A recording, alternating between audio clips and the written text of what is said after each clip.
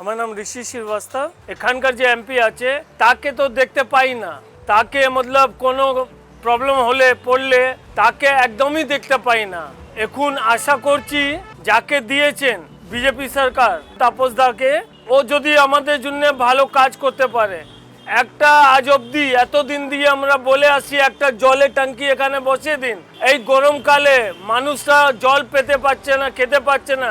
যারা মানে টিএমসি জায়গা জায়গা আছে ওখানে জলগুলো ট্যাঙ্কিগুলো বসিয়ে দিয়েছে, ঠান্ডা জলের মেশিনগুলো বসিয়ে দিয়েছে। কিন্তু এখানে আমরা অনেক দিন দিয়ে বলে আসছি, হ্যাঁ আশ্বাসন দিয়ে যায় যে হ্যাঁ এই সামনে মাসে হয়ে যাবে, কিন্তু আজ অবধি আমরা জল ধুয়ে নিয়ে আসতে হয় অনেক দূর দিয়ে।